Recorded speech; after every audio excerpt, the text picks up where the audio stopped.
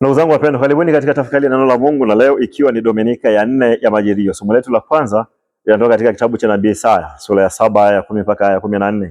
Somo la pili ni waraka wa Mtume Paulo kwa Warumi sura ya kwanza aya ya kwanza mpaka aya ya 17. Na somo la Injili ni Injili ya Mathayo sura ya kwanza aya ya 18 mpaka aya ya 25. Karibuni tuweze kutafakari kwa pamoja sehemu hii ya maandiko matakatifu. Niwakumbushe na niwaombe kusubscribe katika channel hii, bonyeza maandishi yaliyoandikwa subscribe kisha bonyeza alama ya kengele itakayofuatia. Karibuni ndugu zangu wapendwa, tuweze kutafakari kwa pamoja sehemu hii ya maandiko matakatifu. Na leo tunapotafakari Dominika ya 4 ya Majilio, tunafahamu ya kwamba kipindi cha Majilio kimegawanyika katika sehemu kubwa mbili. Kipindi cha kwanza cha Majilio pamoja na kile kipindi cha pili. Katika kipindi cha kwanza cha Majilio, tunatafakari zaidi juu ya ujio wa pili wa Yesu Kristo ulimwenguni kama hakimu atakayewahukumu walio hai na wafu. Na kipindi hiki huanza tarehe 30 ya mwezi Novemba mpaka tarehe 16 ya mwezi Disemba ya kila mwaka. Na katika kipindi cha pili cha Majilio tunatafakari ujio wa kwanza wa Yesu Kristo ulimwenguni. Na kipindi hiki huanza tarehe 17 ya mwezi Novemba mpaka tarehe 24 ya mwezi Disemba ya kila mwaka. Kwa ujumla basi, kipindi cha Majilio ni kipindi cha maandalizi ya kiroho.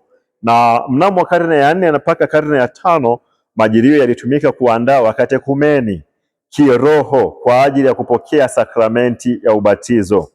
Wakatekumeni hawa walipitia mfululizo wa siku 40 za maandalizi ya kiroho, wakihimizwa kusali pamoja na kufunga kwa ajili ya kupokea sakramenti ya ubatizo.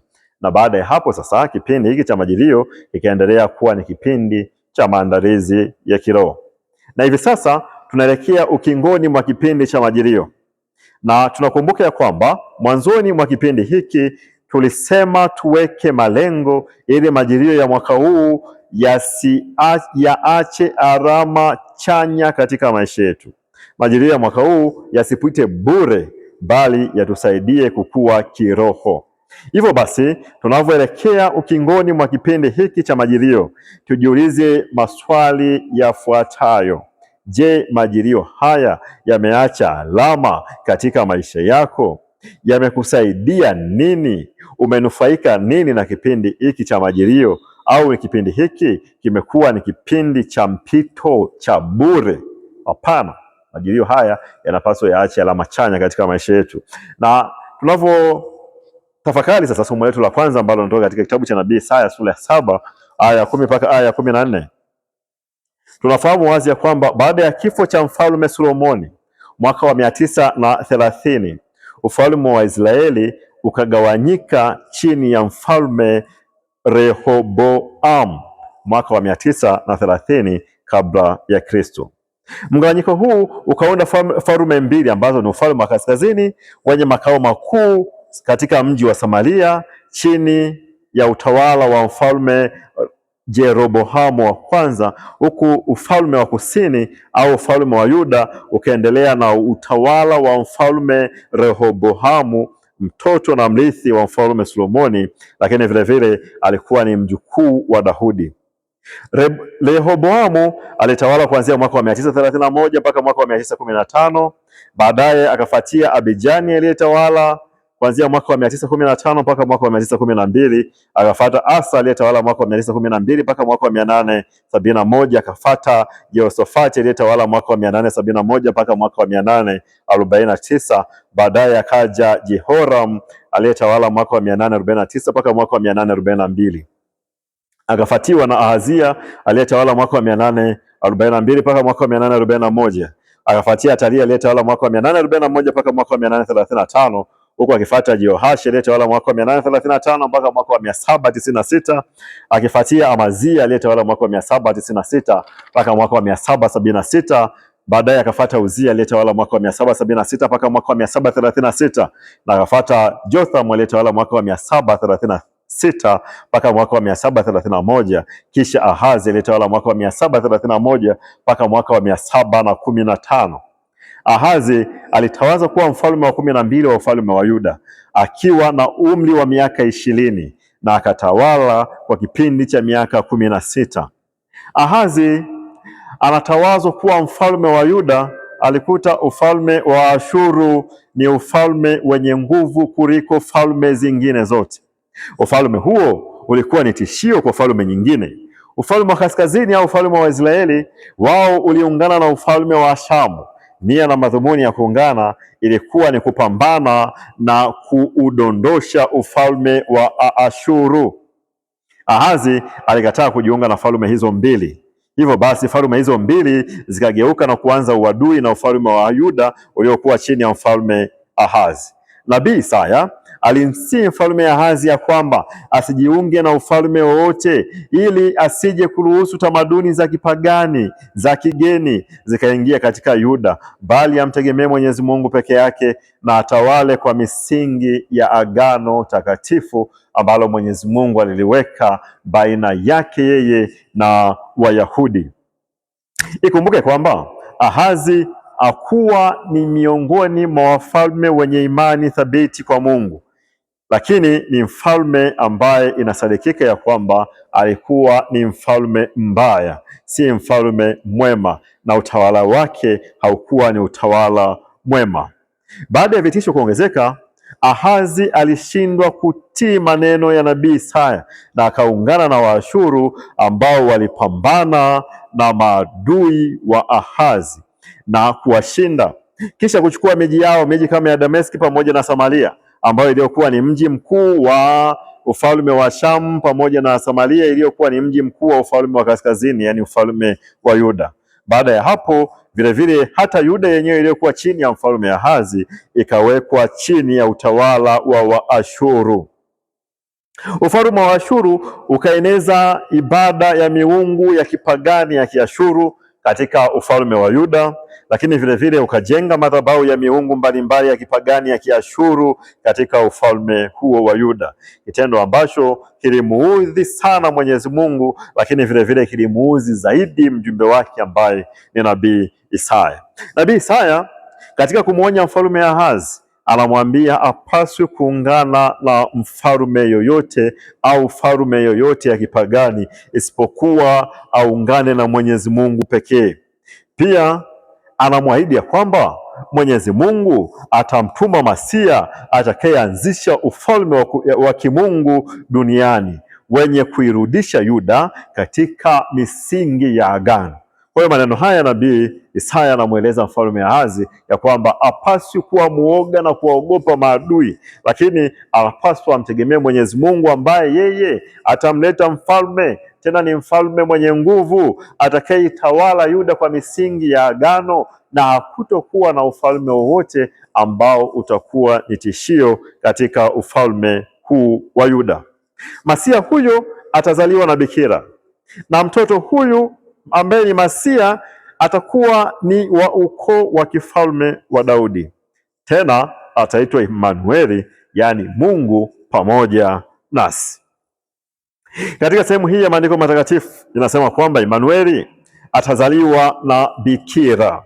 Bikira huyo hatajwi kwa jina kwamba ni nani. Baadhi hudhani ya kwamba utabiri huu ulilenga kuzaliwa kwa Hezekia aliyetawala baada ya mfalme Ahazi baba yake.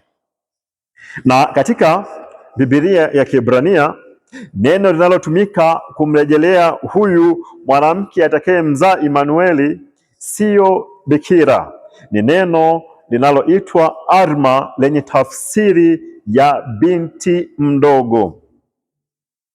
Na binti huyu yuko katika umri wa kubalee na mwenye haki ya kuolewa.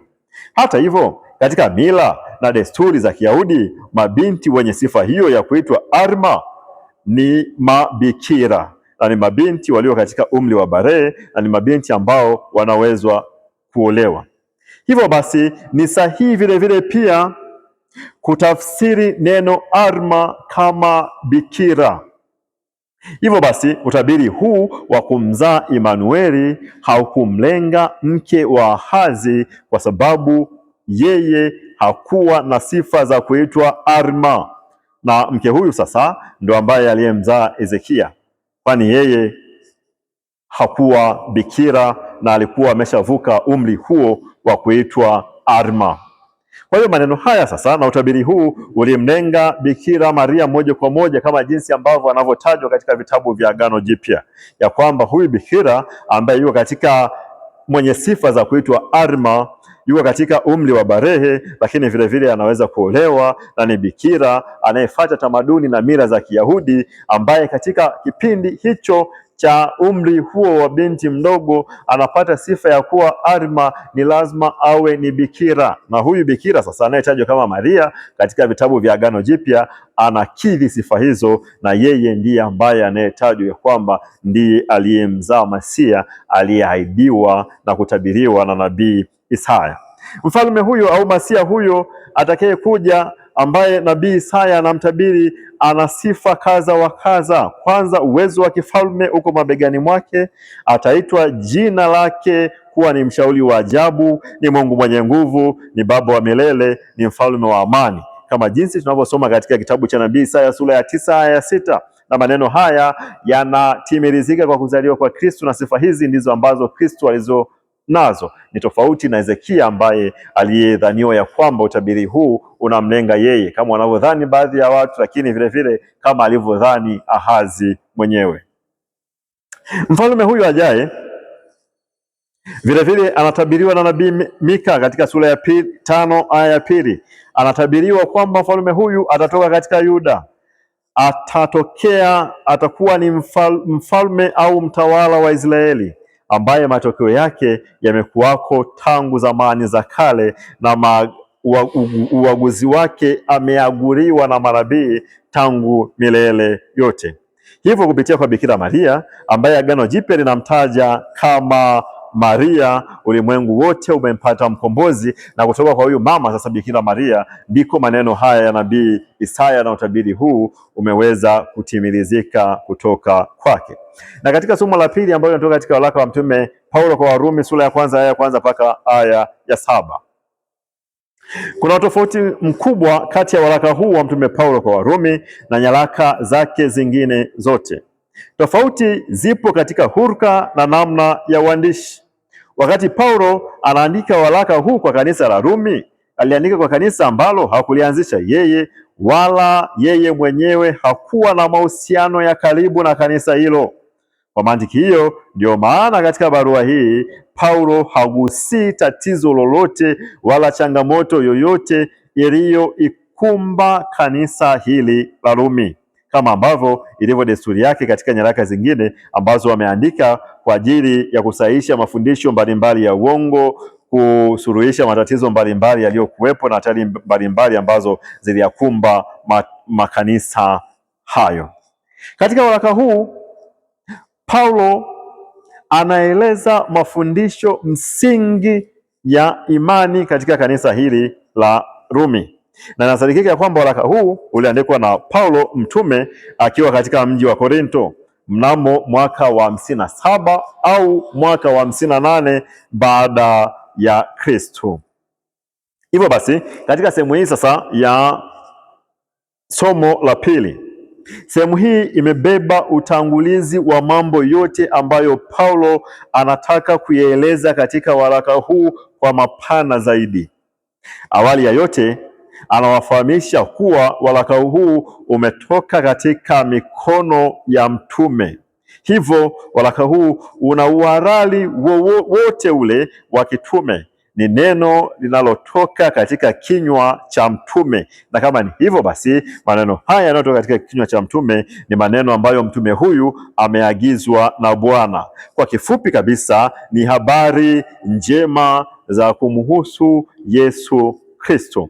Na Paulo anaendelea kumfafanua Kristo huyu, anasema ni wa kutoka katika ufalme wa Daudi, naye ndiye Masia aliyetabiriwa kwa vinywa vya manabii.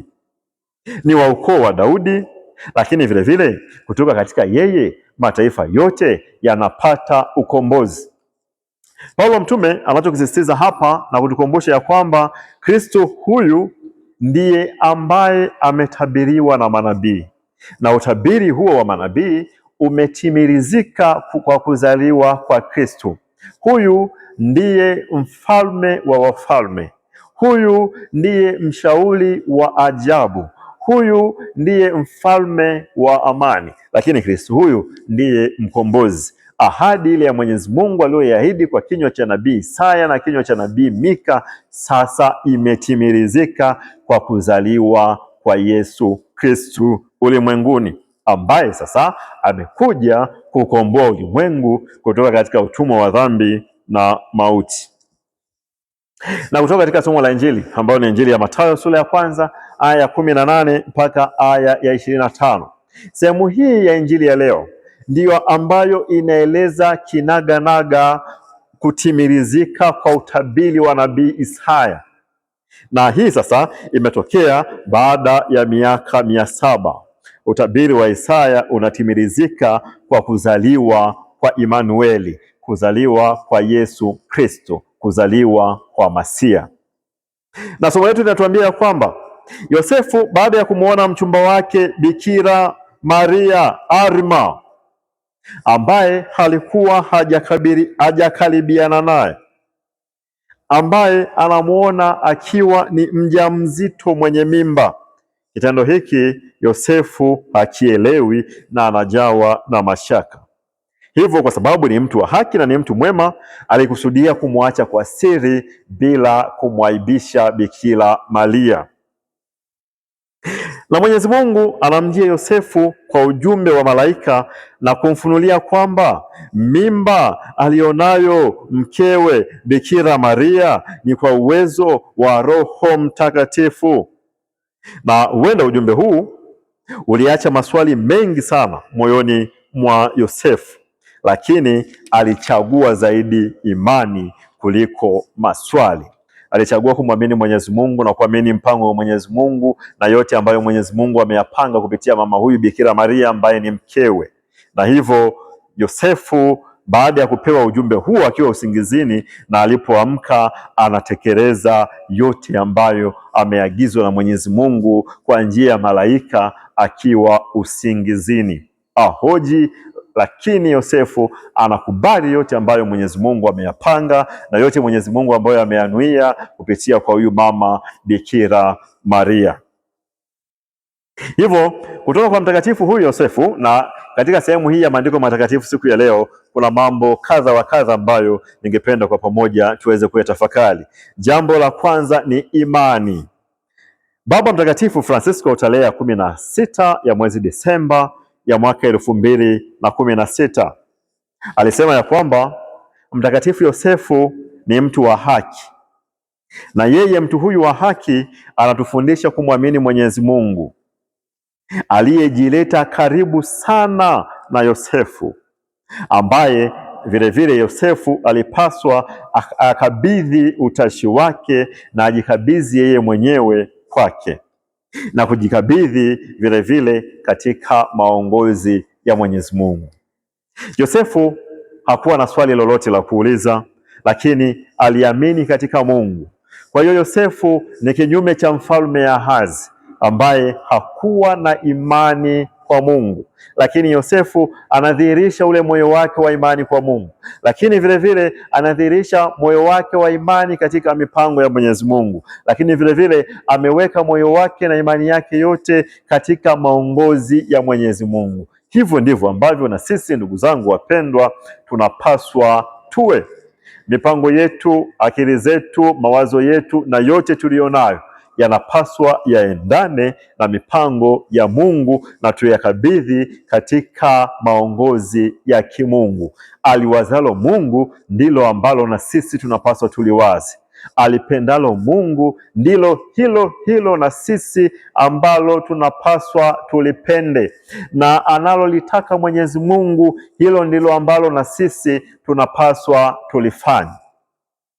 Kwa hiyo tunapotafakari katika Dominika yetu hii ya leo, kuzaliwa kwa Bwana wetu Yesu Kristo ulimwenguni, tunakumbushwa kipengele hicho cha imani, si kumwamini tu yule ambaye amezaliwa kama Masihi na mkombozi wetu sisi, lakini vile sisi wenyewe katika imani hii tulionayo tunapaswa tuyaelekeze maisha yetu, tuyaelekeze matendo, tuyaelekeze maneno na yote ambayo yanaunda maisha yetu kwa ujumla katika imani kwa huyu ambaye anazaliwa.